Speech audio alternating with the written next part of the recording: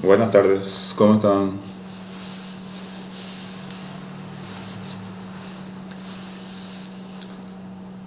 Todo bien, muchas gracias.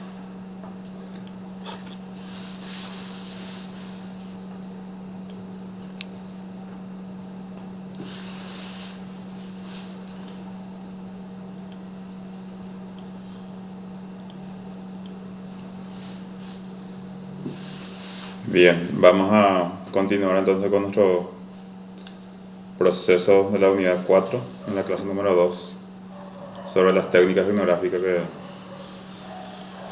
nos puedan dar también ciertas ideas en cuanto a nuestro propósito muchas veces también de la investigación, que hoy día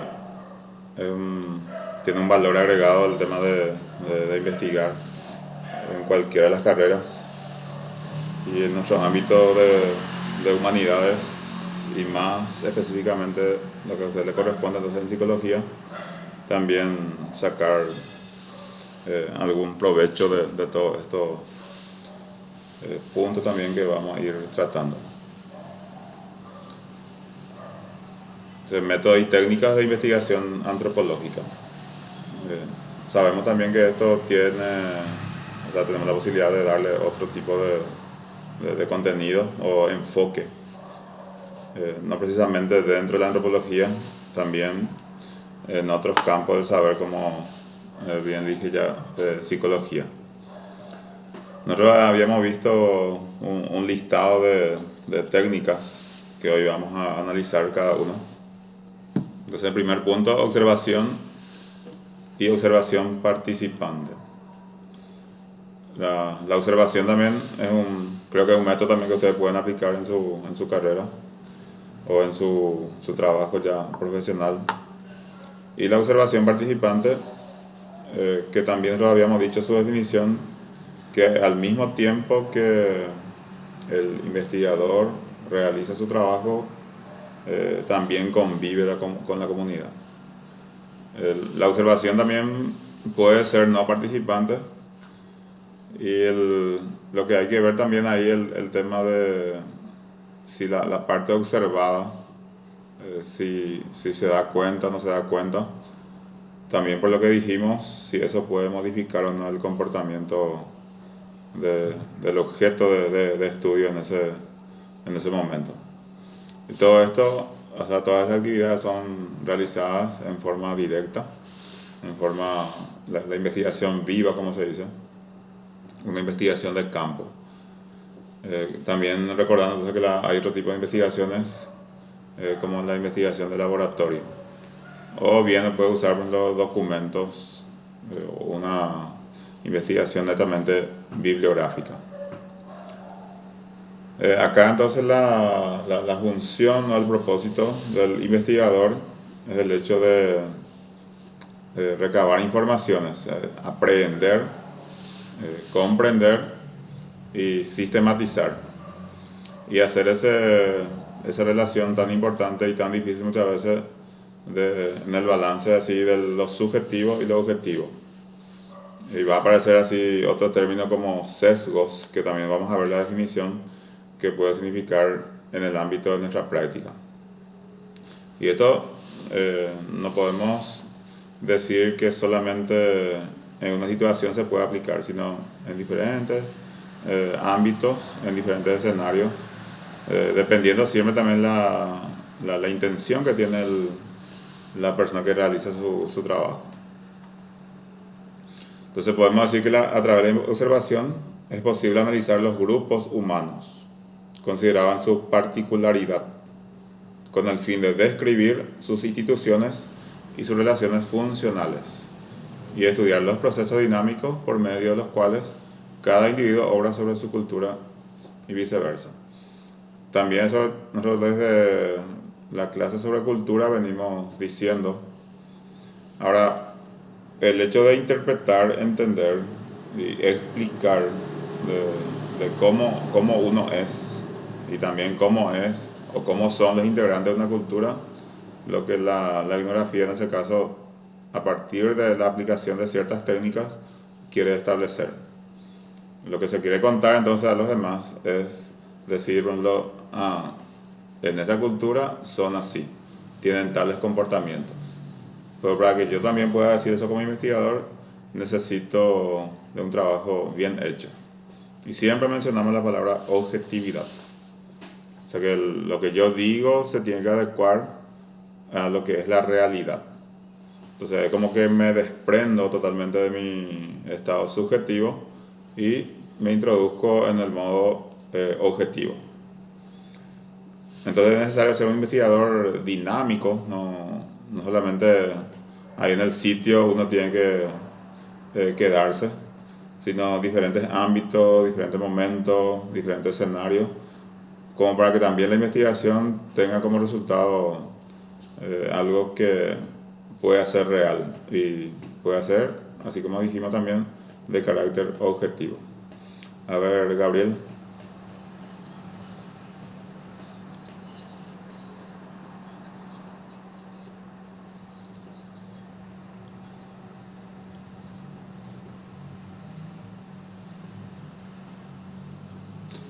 Sí, sí, claro.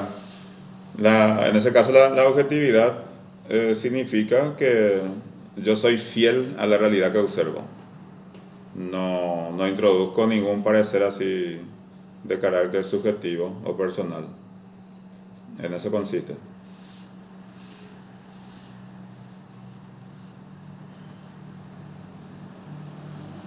Y eso, por ejemplo, se puede aplicar en toda situación. Y más todavía, hasta se puede decir que es algo delicado cuando hablamos de un contenido que se investiga, porque yo puedo tener en cuenta que no soy el único con lo que puede hacer ese tipo de trabajo.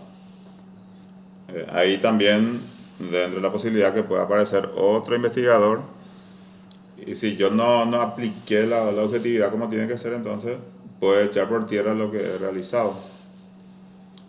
Entonces acá, siguiendo el observador, no puede ser una tabula rasa. Debe tener estudios teóricos anteriores y conocimiento previo del objeto de investigación. Que, por ejemplo, una guía de observación necesitamos hacer también de buena manera, de manera coherente, y como ya se dice también, entonces que es necesario que yo tenga ciertos datos del grupo que voy a investigar. Es como también contrastar la información que yo tengo sin ser protagonista todavía y cuando me voy a ese sitio a hacer mi trabajo de investigación. Eso netamente cuando hablamos de una investigación etnográfica. Como también eso puede aplicarse en otros ámbitos como la investigación bibliográfica, pero adecuando a lo que son también los elementos metodológicos como corresponde. Entonces, observar con un sentido de indagación científica implica focalizar la atención de manera intencional. O sea, que el que se va y investiga no es que alguien desinteresado, no es por azar que va a ocurrir las cosas y yo voy a ir registrando así en forma así desganada, sino tengo que tener mi propósito así bien definido y de acuerdo a eso voy a ir a intentar completar, que muchas veces no se da en un solo día o en un solo tiempo. Puede ser que lleve muchas repeticiones, pero también que así cuando no es tan frecuente la práctica, entonces yo tengo que encontrar una estabilidad, lo que voy a plasmar en un documento que voy a publicar cotidianamente. Y más todavía cuando se trata de comportamiento humano. Y ahí entonces siempre insistir que la realidad es lo más importante y el investigador que cuente con esa capacidad, con la disposición y altura de poder no confundir lo subjetivo con lo objetivo y siempre hacer prevalecer también, en ese caso, la parte objetiva. Entonces la observación configura la base del conocimiento de toda ciencia. Acá tenemos, según Mario Bunge, divide la observación en 5 elementos: el objeto de la observación, el sujeto u observador, las circunstancias o el ambiente que rodea la observación, los medios y el cuerpo de conocimiento de que forma parte de la observación. O sea que juntando todo esto, entonces podemos hacer el trabajo. Y si pensamos bien, si falta uno de estos, tampoco podríamos hacer nuestro trabajo como corresponde. La observación participante, ahí entonces lo que hace el investigador es adentrarse de forma directa durante un periodo de tiempo relativamente largo, y siempre un grupo específico, que también la lógica me dice eso, tomando en un estado así, como la gente utiliza, normal, cotidiano, natural, estableciendo una relación de interacción personal con sus miembros, porque tiene que haber esa confianza. Si no hay confianza, no hay posibilidad de que los comportamientos sean naturales. Y ahí entonces, con el fin de describir sus acciones y de comprender, mediante un proceso de identificación, sus motivaciones. También va citando a algunos autores que también se puede revisar para profundizar.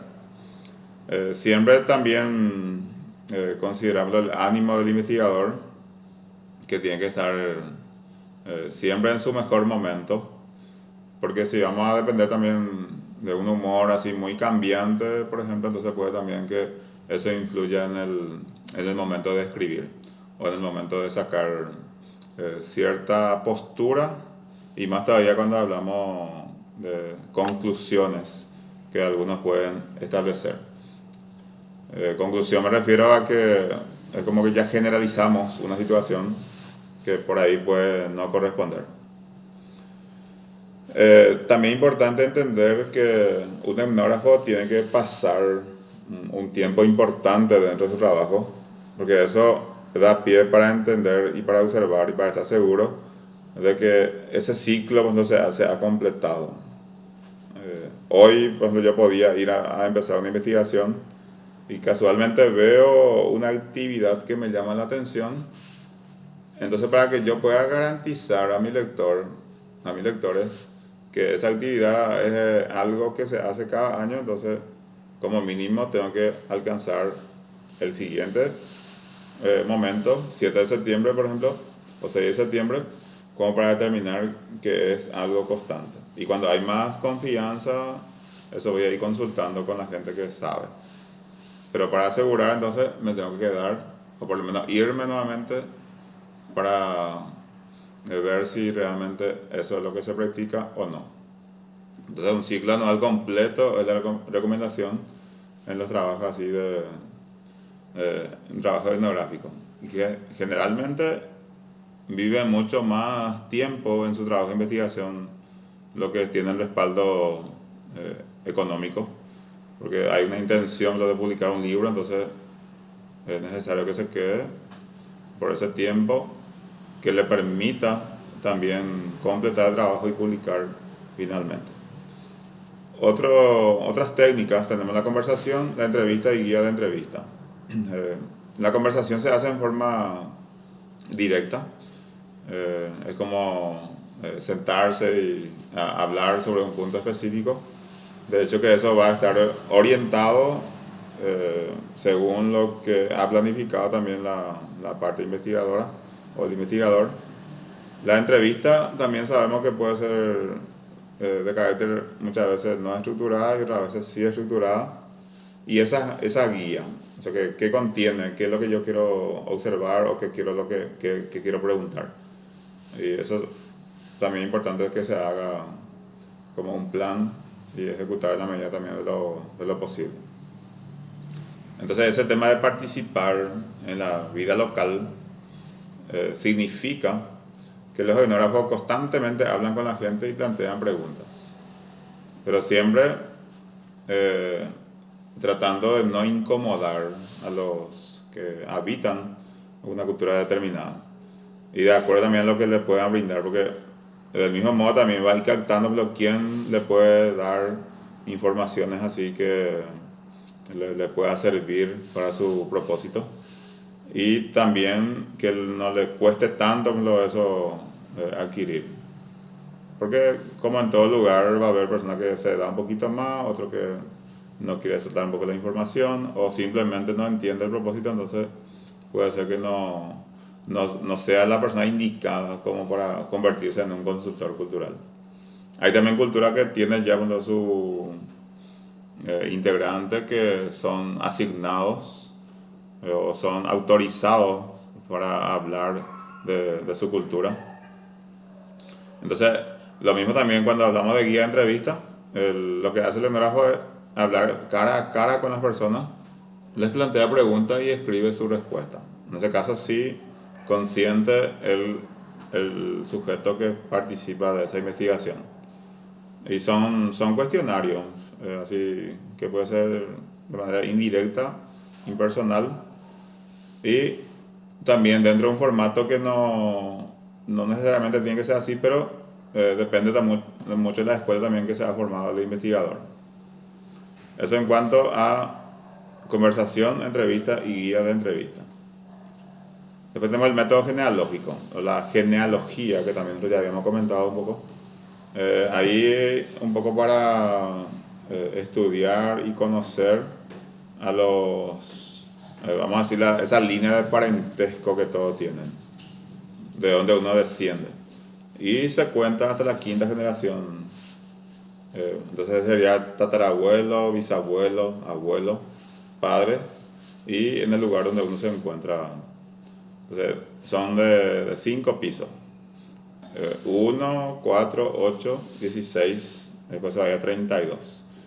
Considerando que cada uno, por ejemplo, si yo soy particular, tengo papá y mamá, los cuales ahora tiene papá y mamá. Entonces se va abriendo y finalmente se convierte en lo que se llama el árbol genealógico, o se aplica ahí lo que se llama el método genealógico. Y sirve bastante porque permite conocer el grado de parentesco que tiene una persona con otra, y eso lo que comúnmente se llaman los parientes cercanos. Una sociedad así no industrial y una vida, pues en nuestro caso la vida del interior todavía considera y mucho, porque del mismo modo sirve también para conocer a los, así como dijimos, a los parientes. Pero los antropólogos necesitan recolectar datos genealógicos para entender las relaciones sociales actuales y reconstruir la historia. Porque eso también, como el tema de la organización por apellido o por grupo de personas que viven en cierta zona, el concepto progreso o simplemente estar contento porque se consigue el alimento para cada día. Entonces eso siempre también está como posibilidad de ser puntos considerados por los investigadores. Pero acá lo que más importa es la cuestión de encontrar esa relación de parentesco que hay entre las personas que habitan un sitio. Porque también puede servir como para plantear incluso hipótesis de que tal apellido se organiza de esta manera, el otro de esta manera, y si planteamos, por ejemplo, el tema de progreso, también puede ser una pista importante como para determinar que es así. Después tenemos informantes culturales clave. Sabemos que en una comunidad existen personas, como dice acá, por accidente, talento o capacitación, pueden ofrecer la información más completa o útil acerca de aspectos particulares de la vida. Entonces, estas personas se llaman informantes culturales clave o simplemente informantes clave, que también se le dice consultores clave.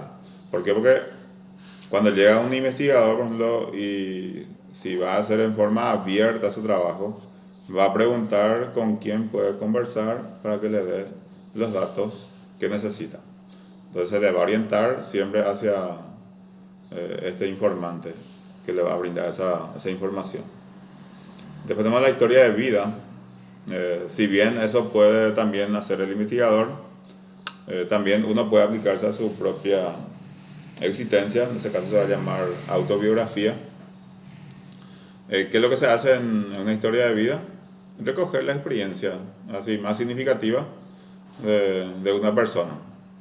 También se le dice retrato cultural más íntimo y personal, que también el método nos puede ayudar a entender y comprender. También, por ejemplo, la situación actual me puede también ayudar a entender por qué esta persona es así. ¿Por qué? Porque me puede dar esa pista lo que ha vivido. Y lo que ha vivido entonces se va a plasmar en lo que se llama historia de vida. Creencias y percepciones locales y las del etnógrafo. Una meta entonces de la etnografía es descubrir las visiones, creencias y percepciones locales, nativas. El enfoque EMIC, que también lo habíamos nombrado y vamos a volver a decir en este documento. Y también se puede comparar con las observaciones y conclusiones propias del etnógrafo. Es importante recordar que ahí tiene que haber un equilibrio de cómo se ve esa persona que está dentro de la cultura local y cómo le observa el etnógrafo a partir de una cuestión específica. Acá entonces en el trabajo los etnógrafos por lo general combinan dos estrategias. La técnica EMIC, que es la percepción local, y ETIC, que es la orientación del científico. Y acá entonces la madurez con que debe contar el investigador se tiene que notar dentro del aspecto también que corresponde hacer. En ese orden de cosas, Marvin Harris, que también conocido, estableció los siguientes significados para esos términos dentro de un enfoque EMIC. Se investiga qué piensa la gente local, qué preguntas puede formar parte de esto, cómo perciben y categorizan el mundo, la cosmovisión, ¿verdad? ¿Cuáles son sus reglas de comportamiento? Siempre en una comunidad, aunque no se cuente en forma directa, si uno analiza va a encontrar que existen reglas. ¿Qué tiene significado para ellos? O sea, ¿qué importa? O sea, ¿a qué le da importancia? Eso, cuando vivimos mucho tiempo en un lugar, quizás no nos demos cuenta, pero desde afuera uno puede sí captar a partir del comportamiento que se puede observar. Cómo imaginan y explican las cosas, a veces tan diferentes, pero de una manera a otra. Por ejemplo, esa percepción del asueto, del feriado y la festividad también, que pueda todavía encontrarse mucho en la vida del interior especialmente. Entonces, al operar de manera EMIC, el etnógrafo busca el punto de vista nativo, porque ese es el propósito, y se apoya en la gente local para explicar si eso es significativo o no. Y se va a dar cuenta a partir de la manera también que le va informando, porque la motivación también es muy notoria en la persona que sí participa en una conversación o en la aplicación de una técnica así específica. Entonces el término informante cultural o consultor se refiere a los individuos que el etnógrafo busca conocer. Así, entonces, para que le brinde esa información desde la perspectiva EMIC, la perspectiva local. Ahora, el enfoque ETIC, que es la perspectiva científica, esto puede modificar si es que no se atiende, porque ahí cuando puede haber ciertas informaciones o ciertos sesgos, como habíamos dicho, que puede influenciar en la interpretación del investigador. La idea es que haya coincidencias. ¿Por qué? Porque hay un solo elemento que se tiene que precisar, que es la realidad. Y esa realidad, cómo es vista. Si tenemos que revisar, entonces la pretensión del investigador es contar la perspectiva local, o también va a combinar con su visión. Entonces, el enfoque ético se deriva de la interpretación de las culturas de manera imparcial. Ese es el propósito, ya que los miembros de una cultura con frecuencia están demasiado involucrados en su vida cotidiana para hacerlo. Y a veces también resulta muy difícil desprendernos de lo subjetivo para entrar en ese mundo objetivo y operar a partir de ahí. Entonces, al operar de manera ética, el etnógrafo enfatiza lo que el observador o la observadora nota y considera relevante. Tiene que estar capacitado, interesado, atento, como para que esa información le pueda ser útil. Entonces el etnógrafo, como cualquier otro científico, también es un ser humano.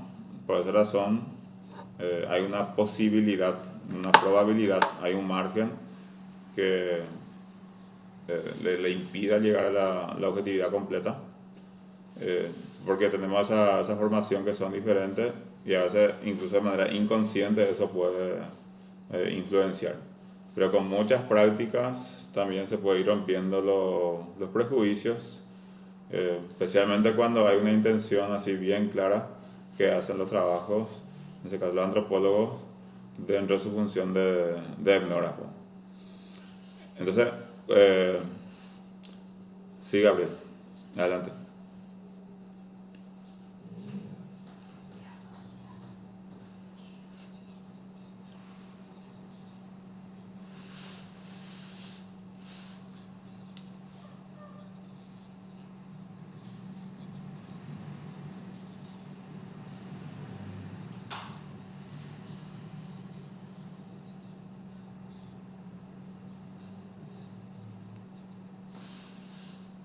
Sí, también puede ocurrir.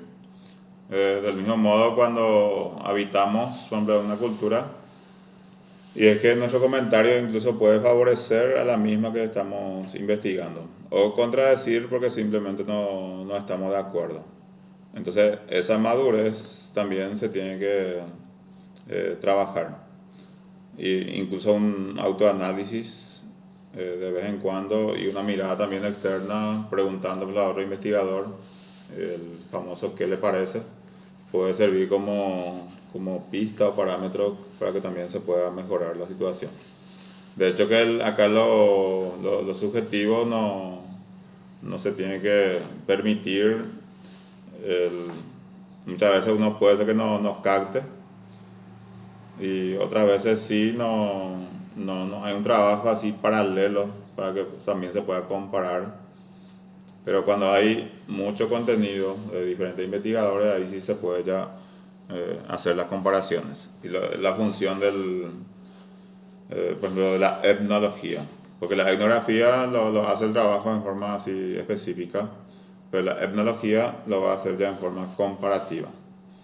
Tanto la cultura también como los trabajos de investigación que se van eh, lanzando hoy día en la revista científica o en los libros, así también tanto impresos como digitales.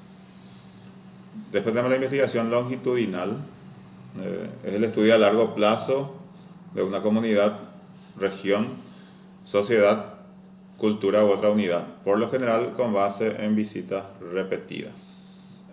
Que también eso ya habíamos dicho que muchas veces no es conveniente porque solamente he visto una vez, ya estoy publicando. De caso, en diferentes situaciones, diferentes momentos, diferentes horarios, se puede hacer la visita también para ver si lo que uno supone al principio que es una práctica importante o frecuente, para que también eso se pueda verificar si realmente es así o no. La investigación de equipo, acá hay un grupo de personas que también puede hacer uso de lo que hemos visto, lo que es la investigación longitudinal, para que también la visión se aproxime a lo que debe ser. Después la cultura, espacio y escala, que es la parte final ya en cuanto a nuestro análisis, que también se incursiona en el ámbito así sociales más urbanos, no solamente ya las tribus o grupos pequeños, eh, lo que están afuera de la ciudad, sino también hay problemas así del siglo XX al menos que han motivado al investigador también a realizar su trabajo como corresponde. El tema de las guerras, el terrorismo, entonces eso sí necesitan visiones, análisis, tanto local, regional como también internacional. Porque es muy difícil, por ejemplo, de encontrar una respuesta solamente cuando se analiza desde un punto de vista. Entonces los antropólogos son interesados también y al mismo tiempo son valorados incluso por las empresas para realizar los trabajos, como para darle una alternativa de llegar a lo que corresponde. Entonces, ¿a quién pertenecen las imágenes y las opiniones que se difunden a través de los medios? ¿A qué cultura o comunidad representan? Y sabemos perfectamente que esos no son locales. O sea, cuando nos referimos a los anuncios publicitarios, por ejemplo, eh, hay que ver qué tipo de análisis también, o quiénes son los que puedan hacer ese análisis, como para estar convencido y llevar a la práctica lo que se le ofrece. Sí, Gabriel, adelante.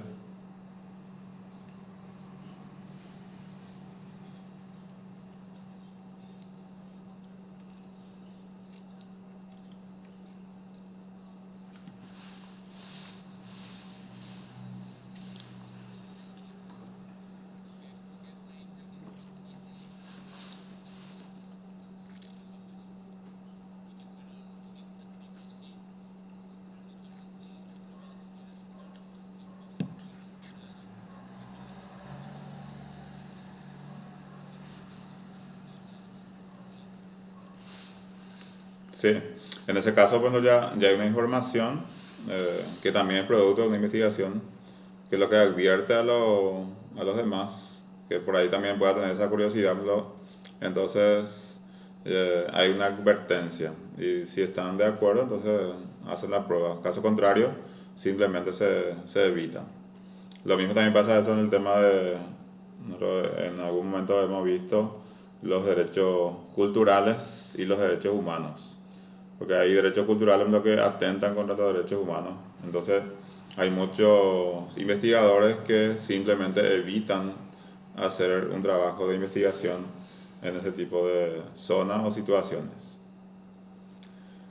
Y acá una pregunta que podíamos pensar en su respuesta, no solamente para estos casos específicos de la etnografía. ¿Qué papel desempeñan los sesgos en la investigación etnográfica? O simplemente podemos decir en la investigación. Y acá tenemos la definición de sesgos eh, como la oblicuidad o torcimiento de una cosa hacia un lado. También se utiliza en sentido simbólico para mencionar una tendencia o inclinación. Y más bien, este sentido que encontramos en segundo orden, lo que hace referencia al trabajo también que uno intenta evitar muchas veces, en el caso particular la investigación etnográfica. Y ese siempre va a aparecer como un factor limitante, en el sentido también que pensamos de dar a conocer producciones de carácter totalmente objetivo. Y acá tenemos nuestra referencia, Kotak, y hay otra fuente también de revista que se basa en lo que hemos visto. ¿Alguna acotación que quieran hacer? Consulta, sugerencia.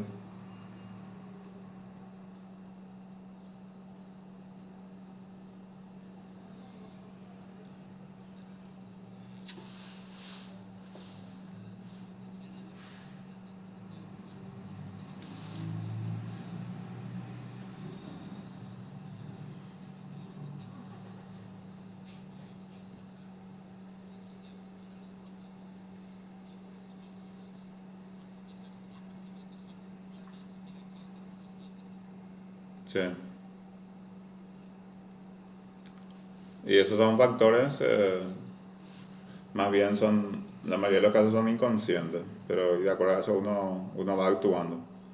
Y llega un momento en que hay una persona o un grupo que analiza, detecta, y el otro que lee finalmente sí puede decir, ah, es cierto.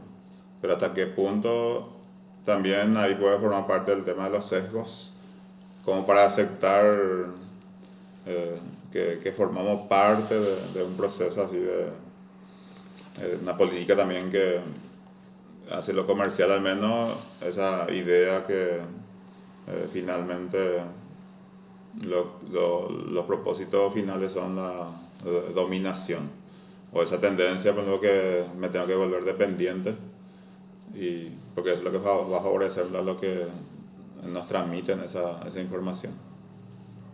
Por eso que la antropología o la etnografía no es solamente esa su frontera, sino hay otros ámbitos también que podemos aplicar este tipo de trabajo, este tipo de análisis.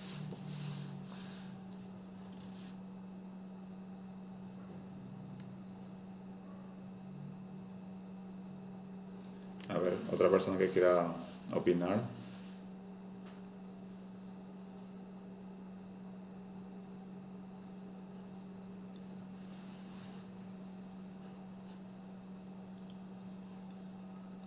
Pues bueno, entonces hasta acá llegamos y nos reencontramos en la siguiente clase. Muchísimas gracias por la atención. Igualmente, muchísimas gracias y buenas tardes para todos. Chao, chao. Chao, hasta luego.